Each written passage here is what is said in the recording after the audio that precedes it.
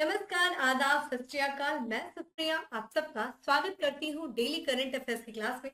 दोस्तों, जैसा कि आज 28 अक्टूबर है और आज की क्लास में हम 28 अक्टूबर से रिलेटेड जो भी न्यूज़ है, जो भी इवेंट्स है, जहाँ से इंपॉर्टेंट क्वेश्चंस बन सकते हैं और उसके भी साथ-साथ कुछ अन्य भी महत्वपूर्ण इंपॉर्टेंट फैक्ट्स, जहाँ से हमें पूरी पॉसिबिलिटी लगती है कि यहाँ से हमारे एग्जाम में क्वेश्चंस पूछे जा सकते हैं, उन सारी चीज़ों को आज की क्लास में हम डिस्कस करेंगे। तो चलिए जल्दी से आप सभी लोग सेशन से जुड़ जाइए और ज़्यादा से ज़्यादा लोगों को सेशन शेयर करिए ताकि ज़्यादा से ज़्यादा लोग इस सेशन का लाभ ले सकें। और हाँ, चैनल को सब्सक्राइब करना और बेल आइकन को प्रेस करना ना भूलें, क्योंकि मैं डेली इसी समय यानी कि मॉर्निंग में आप लोग के साथ करंट अफेयर्स की क्लास में मिलूँ। तो चलिए देर नहीं करते हैं और अपनी क्लास को स्टार्ट करते हैं। और आज की क्लास में हमारा सबसे पहला प्रश्न है कि हाल ही में चर्चा में रही ग्रेट इंडियन बस्टर्ड किस राज्य का राज्य पक्षी है? ठीक है, ये पूछा जा रहा है। ये भी एक बर्ड है, यानी कि ग्रेट इंडियन बस्टर्ड ये किस राज्य का, किस स्टेट का जो है स्टेट बर्ड है ये? कौन great Indian bustard? Rajasthan, Gujarat, Maharashtra या फिर कर्नाटक? दोस्तों कमेंट बॉक्स में आंसर करते हुए चलिए, ठीक है। तो इसका जो करेक्ट आंसर है वो है ए, ठीक है। ये राजस्थान राज्य की जो है राज्य पक्षी है ग्रेट इंडियन बस्टर्ड। आइए देखते हैं किन्हीं कारणों से ये चर्चा में थी। तो जैसा कि हमने बात किया कि ग्रेट इंडियन बस्टर्ड राजस्थान राज्य की राज्य पक्षी है, ठीक है। स्टेट बर्ड है किसकी? राजस्थान की। ध्यान रखिएगा, जो लोग राजस्थान का एग्जाम देने जाते हैं उनके लिए भी काफी इंपॉर्टेंट है। ग्रेट इंडियन बस्टर्ड को एक अन्य नाम से भी जाना जाता है, यानी कि सोन चिड़ैया। सोन चिड़ैया किसे कहते हैं? ग्रेट इंडियन बस्टर्ड को ही कहते हैं। ये जो प्रजाति है यानी कि ग्रेट इंडियन बस्टर्ड, ये लुप्त होने के जो है लुप्त होने के तरफ है, जिसके कारण इसको आईयूसीएन की रेड लिस्ट, ठीक है, क्योंकि आईयूसीएन की रेड लिस्ट में इसको क्रिटिकली इंडेंजर्ड पक्षी माना गया, क्योंकि लुप्त होने की कगार पे इसकी संख्या बहुत ही ज्यादा कम हो गई है। और वहीं बात करें वन्य जीव संरक्षण अधिनियम 1972, तो वन्य जीव संरक्षण अधिनियम 1972 की अनुसूची एक में इस प्रजाति को शामिल किया गया है, ग्रेट इंडियन शामिल किया गया है। और ध्यान रखिएगा, जब भी जो है जिन लुप्तप्राय प्रजातियों को इसमें शामिल किया जाता है उनको बहुत ही अधिक सुरक्षा की आवश्यकता होती है। ऐसी प्रजातियों का देखा जाए जो जो इस अधिनियम के तहत जो अनुसूची एक में जो शामिल किया जाता है, ऐसी प्रजातियों का अवैध शिकार से, ठीक है, उनकी हत्या से और उनके व्यापार आदि से सुरक्षा प्रदान किया जाता है, ताकि इनकी जो संख्या जो बहुत तेजी से जिनकी संख्या में जो गिरावट आ रही है उसको रोका जा सके, उनको संरक्षण प्रदान किया जा सके अगर अनुसूची एक में जो है शामिल किया जाता है किसी भी प्रजाति को। तो ग्रेट इंडियन बस्टर्ड आईयूसीएन की रेड लिस्ट में क्रिटिकली इंडेंजर्ड है और साथ ही साथ वन जीव संरक्षण अधिनियम 1972 के अनुच्छेद में शामिल है। अगर हम इसकी संख्या की बात करें दोस्तों, तो देखिए यहाँ पे आपकी स्क्रीन पे एक फोटो बनी हुई है, जाके देखा 1969 में से ही इसकी जो संख्या में लगातार गिरावट देखने को मिल रहा है। यहाँ पे देखा जाए तो 1260 से लेकर के आज वर्तमान में 2020 में जो इसकी संख्या लगभग 150 के लगभग है, ठीक है। जो कि इसकी जो है राजस्थान में जो इसकी संख्या है 150 है, जो कि पूरे विश्व की जनसंख्या का कितना प्रतिशत है? तो 95% है, ठीक है। अभी हाल ही में ये चर्चा में इसलिए बनी है क्योंकि ये जो ग्रेट इंडियन बस्टर्ड है वो पाकिस्तान का एक डेजर्ट है, यानी कि रेगिस्तान, जिसका नाम है चोलिस्तान रेगिस्तान में ये कहा जाता है कि अंतरराष्ट्रीय सीमा को पार करके चली गई थी। ऐसा ये क्रिटिकली जो इंडेंजर्ड पक्षी है, ये भारत के मरुभूमि राष्ट्रीय उद्यान, ध्यान रखिएगा, जो कि डेजर्ट राष्ट्रीय उद्यान जो कि राजस्थान के जैसलमेर में है, उस अंतरराष्ट्रीय सीमा को पार करके वो जो कि चोलिस्तान जो कि कहाँ पे है? पाकिस्तान के रेगिस्तान है, वहां पे ये चली गई थी, वहां पे इसे देखा गया था। ये कुछ न्यूज़पेपर में इस बारे में बात की गई थी और इस कारण से ये चर्चा में बना हुआ है। इस क्षेत्र की बात करें तो जो कि राजस्थान पाकिस्तान के सिंध और पंजाब प्रांतों के साथ अंतरराष्ट्रीय सीमा को साझा करता है, ठीक है। ये चीज ध्यान रखिएगा। चोलिस्तान रेगिस्तान भी ध्यान रखिएगा, क्यों चर्चा में है? क्योंकि द हिंदू न्यूज़पेपर में उसे अच्छे से कवर किया गया था और अक्सर वहां से जो है क्वेश्चन पूछे जाते हैं।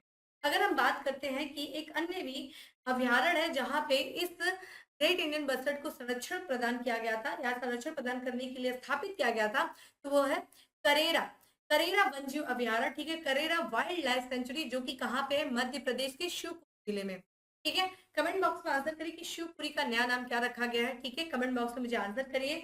और ये जो है 1981 की ग्रेट इंडियन बस्टर्ड के संरक्षण हेतु स्थापित किया गया था, ठीक है। चलिए आते हैं अपने नेक्स्ट क्वेश्चन पे। और आज का हमारा अगला क्वेश्चन है कि हाल ही में निम्नलिखित में से किस राज्य या केंद्र शासित प्रदेश के दो समुद्र तटों को ब्लू फ्लैग प्रमाण प्राप्त हुआ है?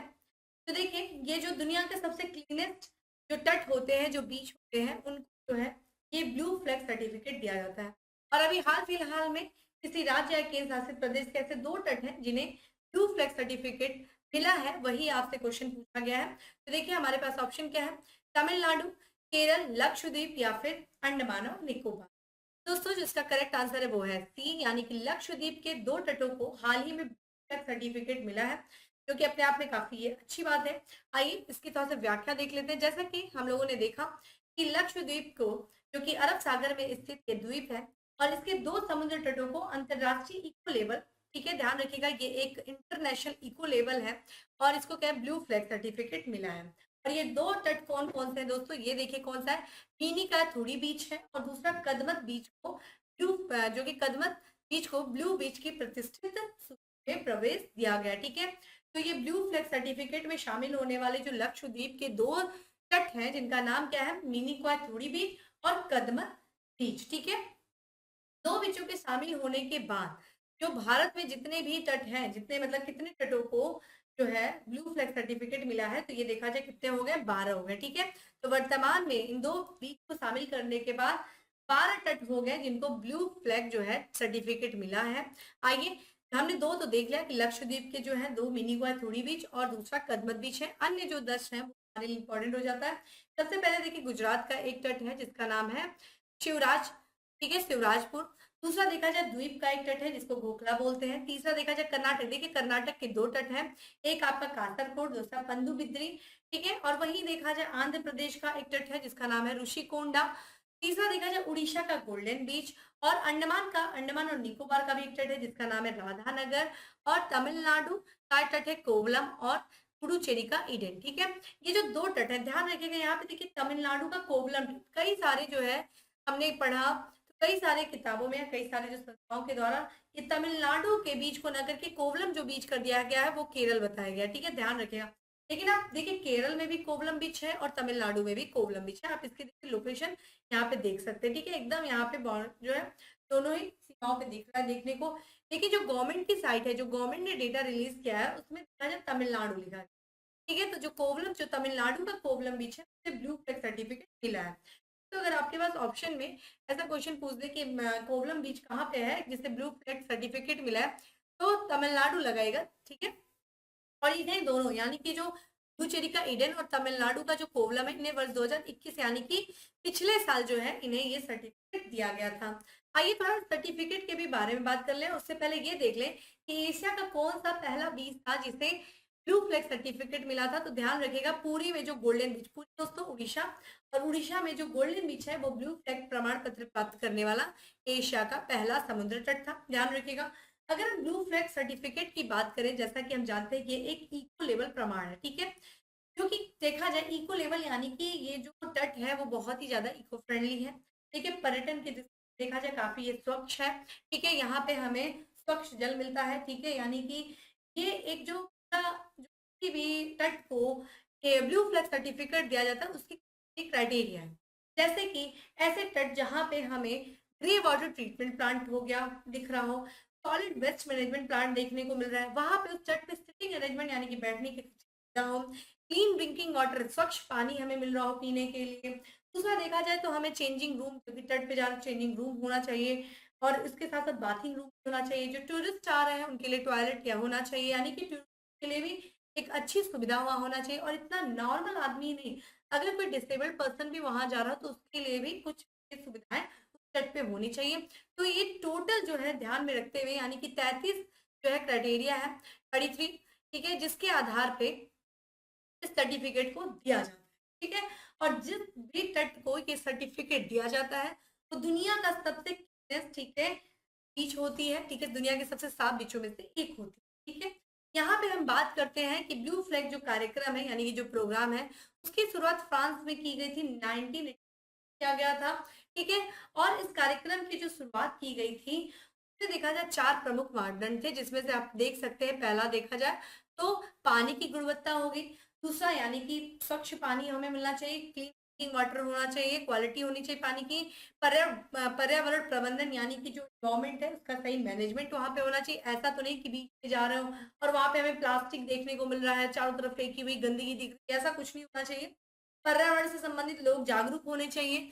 दूसरी चीजें हैं कि वहां पे जो पर्यावरण सुरक्षा के माध्यम से ऐसी पर्यावरण की व्यवस्था होनी चाहिए सुरक्षित, जहाँ पे हमें मीठा पानी पीने को मिल सके। समुद्री क्षेत्र में जो विकास हो रहा है वो विकास जो कि सतत विकास होना चाहिए, ऐसा तो नहीं अंधाधुंध विकास हो रहा है कि आने वाली जनरेशन को उसका कोई लाभ न मिल पाए। तो सतत विकास यानी कि सस्टेनेबल डेवलपमेंट को ध्यान में रखते हुए उस क्षेत्र का विकास होना चाहिए, ये चीज महत्वपूर्ण है। ठीक है, ब्लू फ्लैग सर्टिफिकेट पाने के लिए बात करते हैं। ये जो ब्लू फ्लैग सर्टिफिकेट है वो किस द्वारा दिया जाता है, तो ध्यान रखिएगा डेनमार्क की एक एनजीओ है जिसका नाम है, ठीक है, for foundation for environment education. ठीक है, ये एक गैर लाभकारी संगठन है जो कि डेनमार्क में स्थित है, के द्वारा ये ब्लू फ्लैग सर्टिफिकेट दिया जाता है। वही बात करते हैं, देखिए ब्लू फ्लैग सर्टिफिकेट देने के वजह से अगर किसी भी तट को ब्लू फ्लैग सर्टिफिकेट दिया जा रहा है तो हमने क्या देखा कि वो दुनिया का सबसे स्वच्छ तट। और ध्यान रखिएगा तट जो होता है वो घूमने फिरने वाली जगह होता है, यानी कि जैसे टूरिस्ट सेक्टर वहाँ पे काफी अच्छा डेवलप कर सकता है। हम देखते हैं कि वहाँ पे टूरिस्ट हो गए, जो पर्यटक हो गए, जो घरेलू पर्यटक हो गए, जो अंतर्राष्ट्रीय पर्यटक हो गए, वो तटों पर आते हैं, घूमने के लिए आते हैं। ठीक है, तो एक तरीके से हम देख रहे हैं कि अगर तटों का विकास, ठीक है, टूरिस्ट सेक्टर को ध्यान में रखते हुए यानी कि पर्यटन को बढ़ावा देने के लिए किया जाए तो ये काफी ज्यादा एक अच्छा आय का स्रोत हो सकता है किसी भी देश के लिए। क्योंकि अगर ध्यान रखिए, अगर आप मान लीजिए कहीं घूमने जा रहे हैं किसी, आपको वहाँ की बीच देखनी है तो आपने अपना गूगल सर्च किया और आपने देखा अच्छा केरल जा रहा है, केरल पे अगर आपने कप्पड़ जो है तट देखा और उसके आगे लिख दिया ब्लू फ्लैग सर्टिफिकेट, ठीक है, इस तट को मिला है, यानी कि आपको पता चल गया ओ जी ये तो ब्लू फ्लैग सर्टिफिकेट इसको मिला है और ये तो दुनिया का सबसे क्लीन बीच है, बहुत ही साफ सुथरा बीच है, यहाँ पे मैं जाऊंगा या जाऊंगी तो यहाँ पे मुझे खूब सारा चीजें सुविधा फैसिलिटी मिलेगी, यहाँ पे स्वच्छ जल मिलेगा, मुझे क्लीन वाटर मिलेगा, यहाँ पे चेंजिंग रूम मुझे अच्छे से मिलेंगे, सब कुछ बहुत अच्छी सुविधा होगी, पूरा मतलब एक तरीके से टूरिस्ट फैसिलिटी बहुत अच्छी होगी। तो आप बताइए उस तट पे जाना ज्यादा प्रेफर करेंगे क्योंकि उसको वहां पे सारी सुविधाएं। इसीलिए गवर्नमेंट जो कोशिश करी कि ज्यादा से ज्यादा जो इंडिया के बीच तो ब्लू फ्लैग सर्टिफिकेट के लिए, इसके लिए गवर्नमेंट जो है खुद का एक इको जो है इको सर्टिफिकेट कह सकते हैं, इको लेबल जो है प्रोग्राम चला रही है, यानी कि खुद बीचेस जो राज्य है उनको प्रमोट कर रही है कि वो अपने बीच जो है वो अपने तटों को साफ रखें और उसके लिए वो गवर्नमेंट जो है उनको एक लेबल देगी जिसका देखिए नाम क्या है, बीम। ठीक है, बीम अगर हम इसका फुल फॉर्म देखें तो क्या है इसका नाम, beach environment and aesthetics management services. और ये जो प्रोग्राम है ये इसी के तहत गवर्नमेंट जो है ये प्रयास कर रही है कि जो बीच ज्यादा से ज्यादा साफ हो, और ये प्रोग्राम जो चलाया जा रहा है ये सर्विस जो है वो डिपार्टमेंट जो मंत्रालय है पर्यावरण वन एवं जलवायु मंत्रालय उसके द्वारा जो है ये चलाया जा रहा है। किस प्रोजेक्ट के तहत, तो integrated coastal zone management project, यानी कि एकीकृत तटीय क्षेत्र प्रबंधन के तहत इस पूरे प्रोग्राम को चलाया जा रहा है। उद्देश्य देखिए इस प्रोग्राम का क्या है, तटीय समुद्र क्षेत्र में प्रदूषण को कम करना। ऑब्वियस है अगर हम प्रदूषण कम करेंगे तो वो स्वच्छ होगा। तो समुद्र तट की जो वस्तुएं हैं यानी कि जो समुद्र तट की जो भी चीजें हैं जो वहां की हमें नेचुरल चीजें हैं या फिर अगर हम कोई विकास कर रहे हैं तो विकास सस्टेनेबल होना चाहिए, यानी कि सतत विकास होना चाहिए, आने वाली पीढ़ियों को भी उसका उतना ही लाभ मिलना चाहिए जितना वर्तमान की पीढ़ियां ले रही है, इस सबको ध्यान रखा जाए। तटीय पारिस्थितिकी तंत्र और प्राकृतिक संसाधनों की रक्षा की जानी चाहिए, ये सब को ध्यान में रख के ये मैनेजमेंट ये प्रोग्राम चलाया जा रहा है। ठीक है, तो ये ध्यान रखिएगा, बीम का फुल फॉर्म ध्यान रखिएगा, मोस्ट इंपॉर्टेंट, बहुत ज्यादा इंपॉर्टेंट है। ठीक है, और ये जितने भी बीच हैं भारत की 12 बीच है जिनको अभी ब्लू फ्लैग सर्टिफिकेट मिला है, टोटल 12 हो गए, नाम पता होना चाहिए किस राज्य में स्थित है, ये आपको पता होना चाहिए, यहाँ से क्वेश्चन। अब आते हैं आज के अपने नेक्स्ट क्वेश्चन पे, और हमारा अगला क्वेश्चन है कि वीनू माकन ट्रॉफी क्रिकेट टूर्नामेंट 2022 की कौन सी टीम जीता रही है। देखिए ये ट्रॉफी टूर्नामेंट हुआ था वीनू माकन और इस टूर्नामेंट का फाइनल हो गया, विजेता टीम भी डिक्लेयर हो गई है, कौन है, तो हरियाणा है, सौराष्ट्र है, विदर्भ है या फिर पंजाब है। दोस्तों इसका करेक्ट आंसर है विदर्भ। ठीक है, विदर्भ जो है ये विजेता रही है वीनू माकन ट्रॉफी क्रिकेट टूर्नामेंट 2022 की। आइए देखते हैं ये विजेता रही है तो कोई उप विजेता भी यानी कि किसी को हरा करके ये जीती होगी, ये भी आपसे पूछा जाता है, उप विजेता भी नाम पूछा जाता है दोस्तों, कई बार एग्जाम में पूछा गया। तो एग्जाम के पैटर्न को भी साथ में देखते रहा करिए, प्रीवियस के क्वेश्चंस को देखिए, जिससे आपको पता चलेगा कि आपको कितना पढ़ना है। ठीक है, और ये भी पता चलेगा आपको क्या नहीं पढ़ना है। ठीक है, तो यहाँ पे देखिए इंपॉर्टेंट हमें दिख रहा है क्या कि जो पंजाब को हराया जिसने विदर्भ ने 32 रनों से हराया और अंडर 19, ठीक है, वीनू माकंड ट्रॉफी चैंपियनशिप जो जीती। ये फाइनल मैच जो हुआ है तिरुवनंतपुरम, त्रिवेंद्रम भी कहते हैं, तिरुवनंतपुरम दोस्तों केरल की जो है एक कैपिटल है। और ध्यान रखिएगा विदर्भ इसके पहले 2018 में भी इस टूर्नामेंट इस चैंपियन जो ट्रॉफी की चैंपियन रह चुकी थी। इस टीम के कोच जो थे वो थे उस्मान गानी जो थे ये इस पर कोच। ठीक है, तो ध्यान रखिएगा। पंजाब को हरा के वी माकन ट्रॉफी चैंपियनशिप किसने विदर्भ ने जीती। फाइनल तिरुवनंतपुरम जो कि केरल की राजधानी है वहां हुआ था। आते हैं अपने अगले प्रश्न पे और आज का हमारा नेक्स्ट क्वेश्चन, निम्नलिखित में से किस खिलाड़ी को नेत्रहीनों के लिए T20 विश्व कप का एम्बेसडर बनाया गया। देखिए तीसरा T20 विश्व कप होने वाला है नेत्रहीन, ठीक है, और इस वर्ष जो होने वाला है उसका ब्रांड एम्बेसडर किससे बनाया गया है। युवराज सिंह को, भुवनेश्वर कुमार को, हर्षदीप को या केएल राहुल। दोस्तों इसका जो करेक्ट आंसर है वो है ए, ठीक है, युवराज सिंह को नेत्रहीनों के लिए जो तीसरा विश्व कप होने वाला है T20 वर्ल्ड कप उसका ब्रांड एम्बेसडर बनाया गया। आइए इसके बारे में देख लें।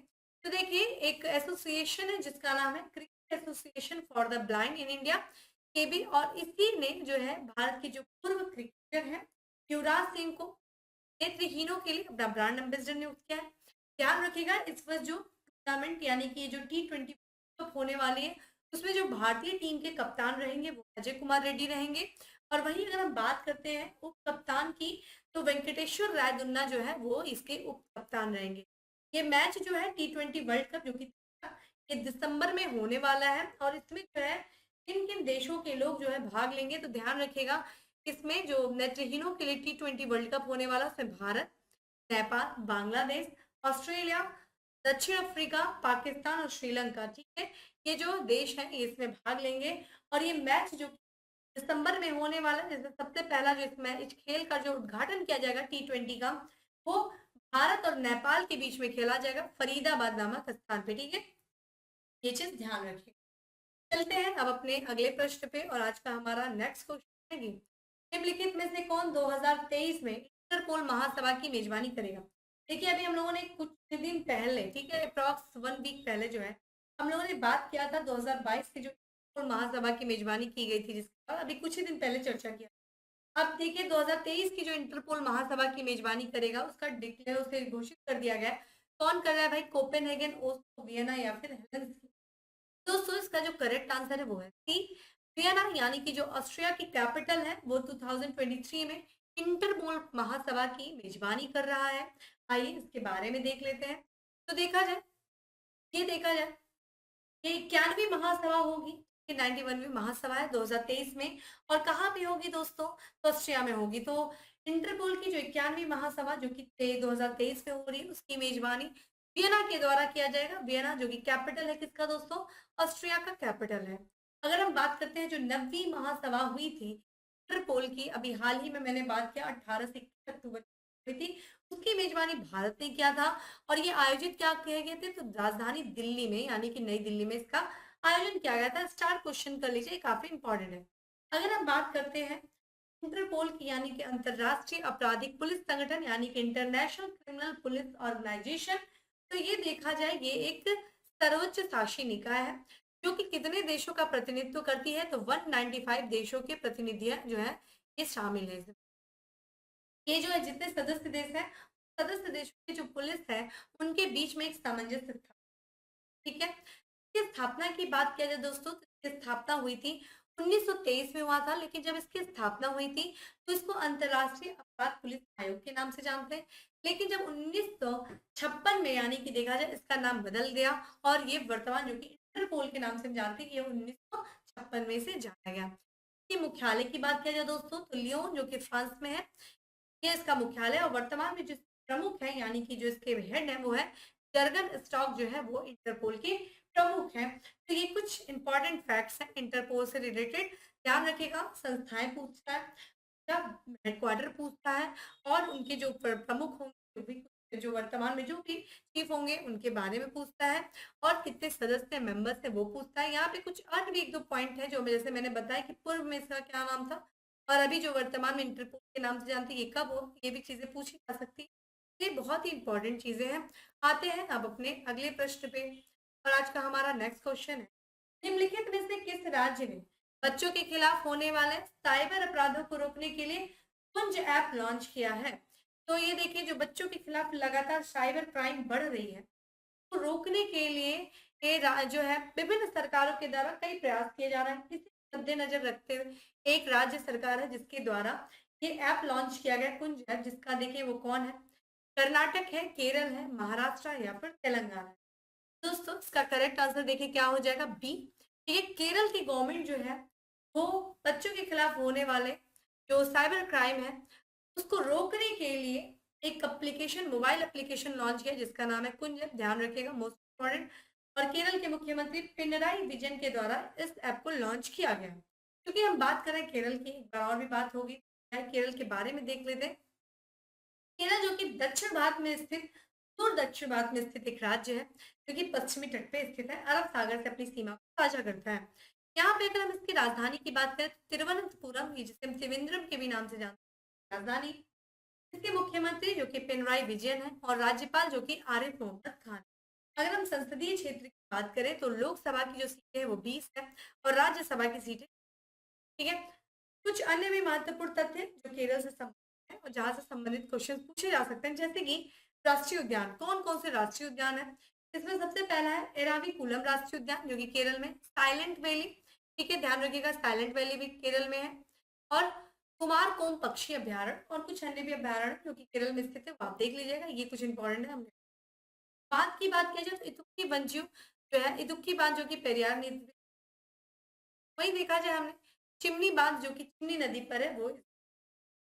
लोक नृत्य की बात किया जाए तो कुडियट्टम, कालियट्टम और कोलफलीवयम और ओपम, ये जो है यहाँ के लोक नृत्य है। और अगर हम शास्त्रीय नृत्य की बात करें तो कथकली जो है और मोहिनी अट्टम यहाँ के शास्त्रीय नृत्य। बताइए मुझे कमेंट बॉक्स में आंसर करिए कि कथक जो है वो किस राज्य का शास्त्रीय नृत्य है और कुलाल मोहिनी अट्टम जो है वो किस राज्य से संबंधित है, ये बताइए। क्योंकि मोहिनी अट्टम तो केरल है, कुलाल मोहिनी अट्टम किस राज्य में है और कथक जो है वो किस राज्य। आते हैं हम अपने अगले प्रश्न पे। और आज का हमारा अगला प्रश्न है कि निम्नलिखित में से किस राज्य या केंद्र शासित प्रदेश ने समृद्धि 2022-23 नामक एक मुश्त संपत्ति कर माफी योजना घोषणा किया है।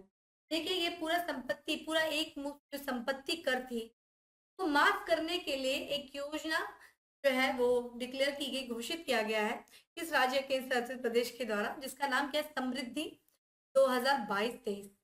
दिल्ली, उत्तर प्रदेश, बिहार या फिर जम्मू कश्मीर। दोस्तों इसका जो करेक्ट आंसर है वो है दिल्ली, ठीक है, दिल्ली के द्वारा ये किया गया है। तो दिल्ली के जो देखिए वर्तमान में राज्यपाल है, उपराज्यपाल, जिनका नाम है विनय कुमार सक्सेना, इन्होंने एक मुक्त संपत्ति माफी कर योजना जिसका नाम है समृद्धि 2022-23 पेश किया। ये योजना ध्यान रखिएगा 26 अक्टूबर से लागू हुई है और ये योजना 31 मार्च 2023 तक चलेगी, ठीक है। तो 26 अक्टूबर से लेकर के 31 मार्च 2023 तक की योजना जो है चलेगी और इस योजना का कोई भी जो है समय विस्तार नहीं किया जाएगा। इस योजना के तहत देखिए क्या होगा, जो आवासीय संपत्ति है उसके मालिक को वर्तमान और पिछले 5 वर्षों की केवल मूल संपत्ति कर राशि का ही भुगतान करना होगा, ठीक है, ध्यान रखिएगा, केवल 5 वर्षों की वर्तमान और पिछले 5 वर्षों की। और वही अगर हम कॉमर्शियल प्रॉपर्टीज की बात करें यानी कि वाणिज्यिक संपत्ति की बात करें तो संपत्ति का जो मालिक है वो 6 वर्षों की, देखिएगा ये जो यहाँ के जो आवासीय होंगे उनके 5 वर्ष और इसके 6 वर्ष, ठीक है, 6 वर्षों की मूल संपत्ति का भुगतान वो कर सकता है। और जितने भी उसके जो जुर्माना होंगे, मान लीजिए उसने कोई जुर्माना, उसने अपना टैक्स पे टाइम से नहीं किया होगा, ट्रस्ट पे नहीं किया होगा, तो उस पर जो कुछ पेनाल्टी लगी होगी, जो ब्याज लगे होंगे, तो सब जितने भी लंबित थे, अभी जो पेंडिंग थे, जितने भी बकाए थे, उन सब पे जो है इसको छूट मिलेगी। यही जो है समृद्धि 2022-23 योजना है जो कि दिल्ली सरकार के द्वारा पेश किया गया। दिल्ली के उपराज्यपाल विनय कुमार सक्सेना ने इसकी घोषणा की, इसको पेश किया, ठीक है।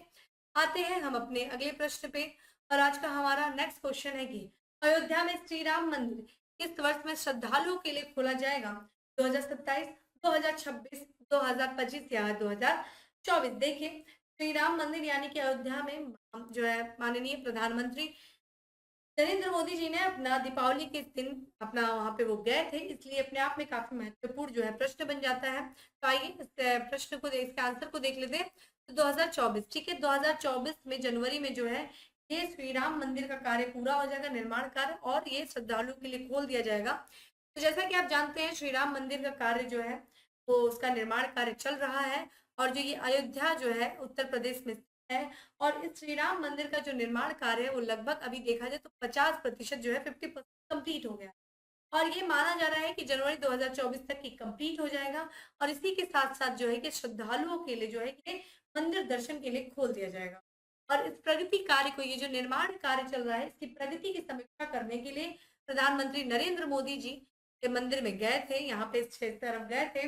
और इसी दौरान जो इन्होंने, प्रधानमंत्री नरेंद्र मोदी ने जो है पूर्व संध्या पर, जो दीपावली की पूर्व संध्या पर दीप महोत्सव शुभारंभ किया। और सरयू नदी के किनारे अयोध्या स्थित है, वहां पे इन्होंने नया घाट, और नए घाट पर इन्होंने आरती किया। और इसी के साथ साथ देखिए एक दीप जलाया गया, मतलब 15 लाख से अधिक दिए जलाए गए सरयू नदी पर। और इसी के साथ साथ ये अपने आप में एक विश्व रिकॉर्ड था, ठीक है। और इसे देखा जाए 15 लाख से अधिक दिए जलाए गए, और ये एक नई उपलब्धि के रूप में Guinness book of world record जो है वो शामिल किया गया। पूछा जा सकता है आपसे कितने लाख जो है दिए जलाए गए थे, तो 15 लाख से अधिक दिए जलाए गए थे। कौन से नदी के तट पे? सरयू नदी के तट पे, और अयोध्या जो है वो सरयू नदी के तट पे स्थित, ठीक है। तो यहाँ से हमें 2-3 चीजें इंपॉर्टेंट मिलती है श्रद्धालुओं के लिए। मंदिर को कब खोला जाएगा? जनवरी 2024। और कुछ अन्य महत्वपूर्ण था जिसके हम लोगों ने चर्चा किया। आते हैं अपने अगले प्रश्न पे, और अगला प्रश्न है हमारा कि किस राज्य में स्थित जयपुर हवाई अड्डा को directorate general of civil aviation द्वारा जो है यहाँ पे प्रदान किया गया है, ठीक है। यहाँ पे देखिए मिसप्रिंट है, लाइसेंस प्रदान किया गया, ध्यान रखिएगा। तो अभी देखा जाए लाइसेंस मिला है, ठीक है, लाइसेंस प्रदान किया गया है। तो ये जो जयपुर हवाई अड्डा है, जो कि चर्चा में किस राज्य में? पश्चिम बंगाल, गोवा, उड़ीसा या फिर कर्नाटक। तो दोस्तों इसका जो करेक्ट आंसर हो जाएगा उड़ीसा में ये स्थित है। आइए इसके बारे में देख लेते हैं। जो नागरिक उड्डयन महानिदेशक यानी कि DGCA, directorate general of civil aviation ने उड़ीसा के कोरापुर जिले में स्थित है कैपोर हवाई अड्डा, माफ करिएगा जयपुर हवाई अड्डा, उसको वाणिज्यिक उड़ान संचालन के लिए लाइसेंस प्रदान किया है। इसके पहले उड़ीसा के 2 ऐसे हवाई अड्डे थे जिनको जो है ये टैग मिला था, ये भुवनेश्वर और झारसुगुड़ा, ठीक है। इन 2 लाइसेंसों को, इनको 2 जो है लाइसेंस ऑलरेडी पोर्ट का, माफ करिएगा, ये जो हवाई अड्डे इनको मिले थे। अब जयपुर जो हवाई अड्डा, ये तीसरा हवाई अड्डा मिल गया है, हवाई अड्डा है जिसे जो है वाणिज्यिक उड़ान संचालन के लिए लाइसेंस मिला है, ठीक है। ये उड़ीसा का है। तो 3 हवाई अड्डा है जिनको, उड़ीसा के 3 हवाई अड्डे हैं जिनको वाणिज्यिक उड़ान संचालन के लिए लाइसेंस मिला है डीजी। हम उड़ीसा की बात कर रहे हैं, तो देखिए उड़ीसा जो कि भारत के पूर्वी तट पे स्थित है, ठीक है। और उड़ीसा जिसकी राजधानी देखिए दोस्तों क्या है? भुवनेश्वर।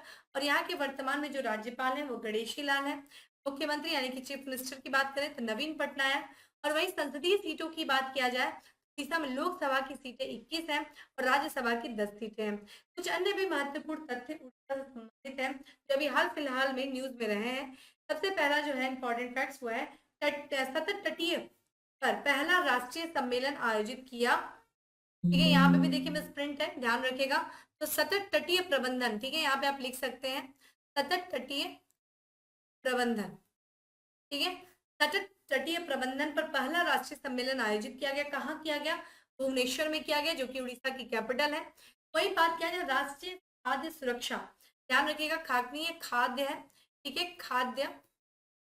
खाद्य सुरक्षा कानून लागू करने वाला पहला, लागू करने में रैंकिंग में पहले स्थान पर, ध्यान रखिएगा ये स्थान है, ठीक है। पहले स्थान पर कौन सा राज्य रहा है? तो ये उड़ीसा रहा है। और वही ओलंपिक मूल्य शिक्षा कार्यक्रम शुरू करने वाला जो राज्य है वो कौन है? उड़ीसा है। तो ये कुछ महत्वपूर्ण है जो कि किससे संबंधित है? आपके उड़ीसा से संबंधित है। अब आते हैं आज के अंतिम प्रश्न पे, और आज का हमारा अंतिम प्रश्न है कि हाल ही में दुनिया के सबसे गंदे आदमी का निधन हो गया, वो किस देश से संबंधित था? ठीक है, किस देश से संबंधित था, ये चीज ध्यान रखिएगा। तो देखिए ये जो व्यक्ति हैं ये बहुत लंबे समय से नहाए नहीं थे, और ये न नहाने के कारण बहुत गंदे से हो गए थे, और इनका भी हाल फिलहाल में निधन हो गया है। और इनका देखिए किस देश से संबंधित है? अफगानिस्तान, ईरान, इराक या फिर पाकिस्तान। दोस्तों इसका जो करेक्ट आंसर वो ईरान के थे। आइए देख लेते हैं कौन व्यक्ति, देखिए इनकी तस्वीर आपको स्क्रीन पे दिख जाएगी, इनकी फोटो। और ये दुनिया के सबसे गंदे आदमी थे जिनका नाम है अरमो हाजी, ठीक है। अरमो हाजी जो कि कितने साल के थे? 94 साल के थे, 94 इयर्स के थे ये। और इनका अभी हाल ही में निधन हो गया, ठीक है। ये चूंकि ईरान के दक्षिण प्रांत फार्स के देश गांव के निवासी थे, ठीक है। और ये पानी से बहुत ज्यादा डरते थे, और इनको ऐसा लगता था अगर मैं नहा लूं, मैं पानी के पास चला जाऊंगा तो मेरी मौत हो जाएगी, ठीक है। और इसी सोच की वजह से ये लगभग 60 साल से भी अधिक समय से नहाए नहीं थे, ठीक है।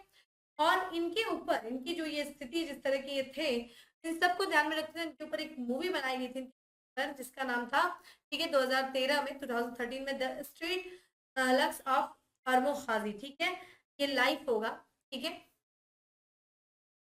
ध्यान रखिएगा ये लाइफ लिखा है।